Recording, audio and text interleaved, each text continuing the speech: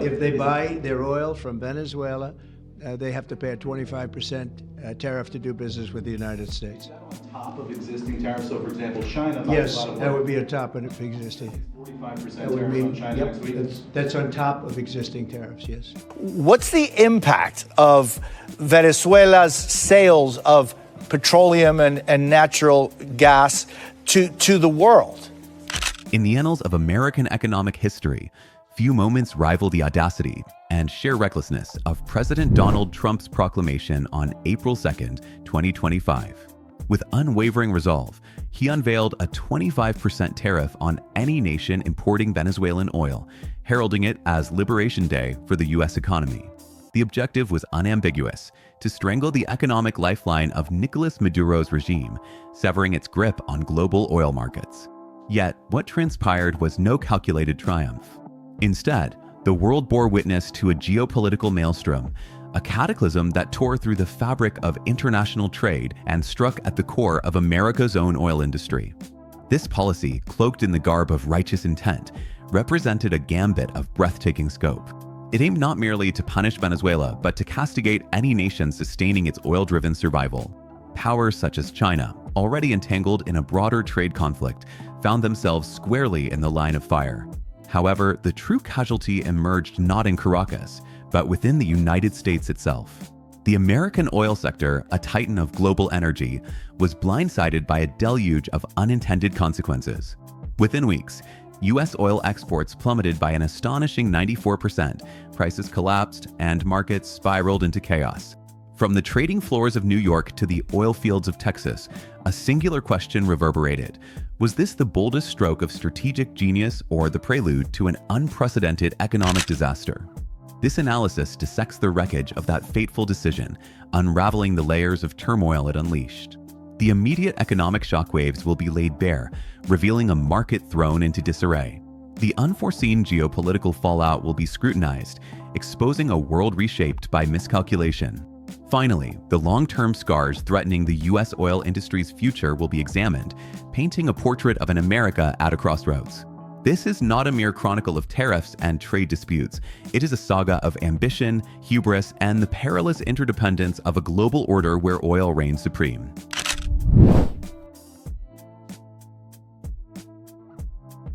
The economic repercussions struck with the ferocity of a tempest. Within hours of the tariffs announcement, oil markets shuddered violently. West Texas Intermediate, WTI, the cornerstone of U.S. crude, plunged below $60 per barrel, a threshold unseen since the bleakest days of 2021. To the uninitiated, this might appear a fleeting dip. To the industry, it was a clarion call of catastrophe. Shale producers, the vanguard of America's energy resurgence, operate on margins as thin as a blade's edge. At $60, they teeter on the brink of viability. Below it, they hemorrhage. The statistics paint a grim tableau. In the second quarter of 2025, U.S. oil exports cratered by 94%, a collapse that defied even the direst projections. Storage facilities swelled to bursting, pipelines choked, and the once thriving Permian Basin stalled in eerie silence. The human cost was immediate and merciless. Layoffs swept through Texas, New Mexico, and Louisiana as drilling operations ground to a halt, desperate to stem the bleeding. This was no orderly retreat, it was an economic bloodbath. Yet the chaos extended beyond the oil fields. Refineries, ensnared in the policy's crosshairs, grappled with a brutal irony. As crude prices plummeted, the cost of alternative oil blends surged. The consequence was stark. Gasoline prices soared, igniting public fury as drivers faced escalating costs at the pump while oil itself grew cheaper. This paradox, incomprehensible to many, stoked a political firestorm, amplifying discontent in a nation already bracing for electoral upheaval. Wall Street trembled under the strain. Energy stocks nosedived, with the S&P 500 Energy Index shedding 15% in a single week, an implosion that reverberated through the financial system. Hedge funds scrambled to mitigate losses, but the market's volatility proved untamable. The Intercontinental Exchange recorded futures trading volumes soaring to 219.3 million contracts, a record not of prosperity but of raw, unbridled panic. This was a market adrift, governed not by reason but by fear. The lesson was inescapable. In a world bound by the threads of oil, a single policy misstep can unravel the tapestry of global commerce. The tariff had not merely faltered, it had detonated, leaving America to reckon with the fallout.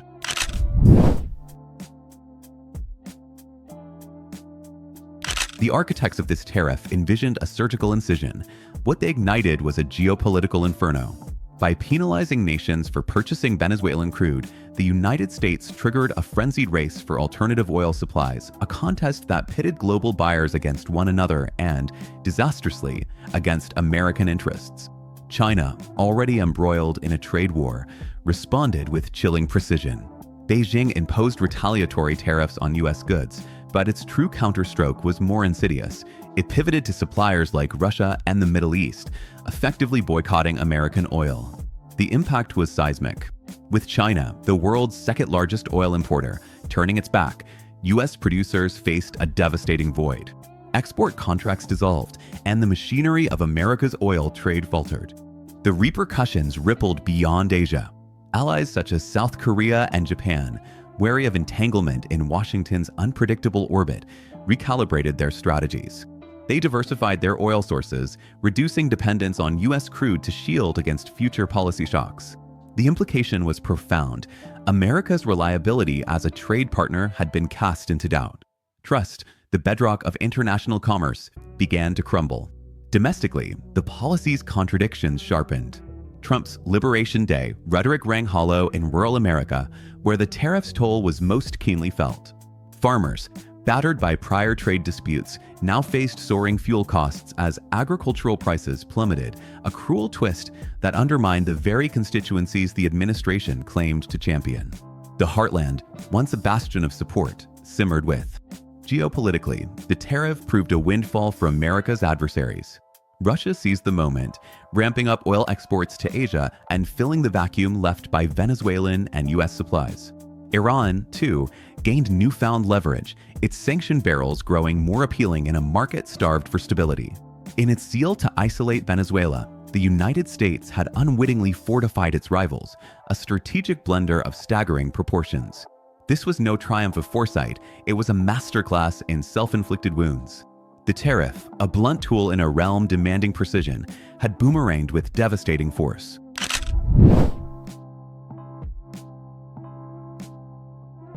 The wounds of 2025 will not heal swiftly. The U.S. oil industry, once a global colossus, now stands at a precipice. A partial rollback of the tariff on April 9th, exempting all but China, may have stanched the immediate bleeding, but the damage is deep and enduring. Foremost, America's competitive edge has dulled. The 94% export collapse was not a transient shock. It exposed a fragility that buyers will not soon forget. Global markets now view U.S. oil with trepidation, haunted by the specter of future disruptions. Restoring confidence will demand years of consistency, a luxury the industry may not possess as competitors like Saudi Arabia and Russia solidify their dominance. The financial toll is monumental. Smaller shale operators, the lifeblood of America's energy boom, teeter on the edge of ruin. Lacking the reserves to endure sustained price drops, many face insolvency. The Permian Basin, once an unstoppable force, now confronts a future of consolidation where only the largest firms survive. This winnowing threatens to choke the innovation that fueled the shale revolution, a loss that could echo for decades. Moreover, a new peril has emerged.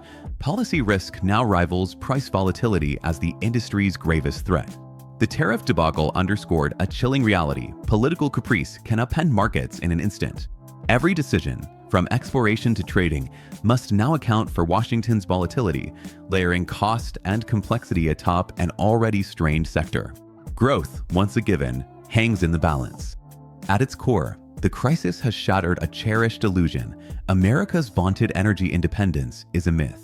Despite its vast production, the U.S. remains entwined in a global web of trade and power.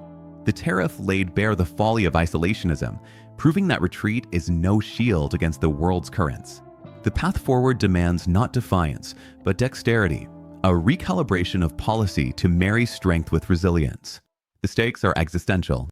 Without sweeping reform, shrewder trade agreements, sustainable practices, and rural reinvestment, the United States risks relinquishing its energy preeminence. The question looms, can it muster the vision to reclaim its future?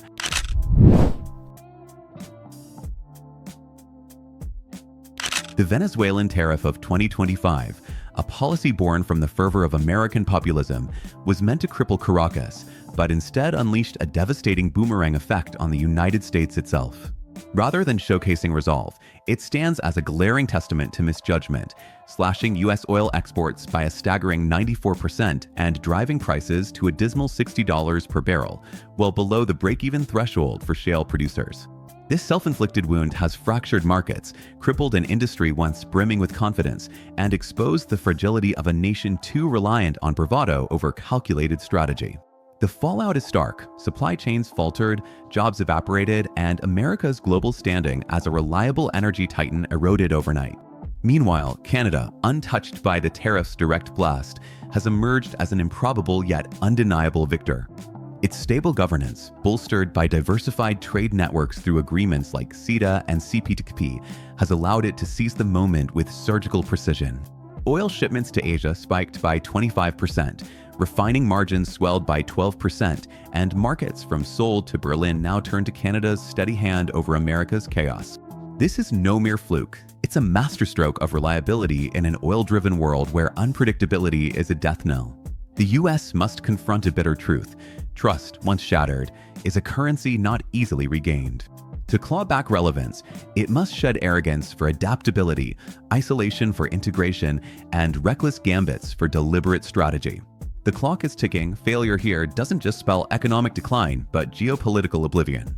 Canada's rise isn't just a lesson, it's a warning. The world watches, and America's next move will define its fate.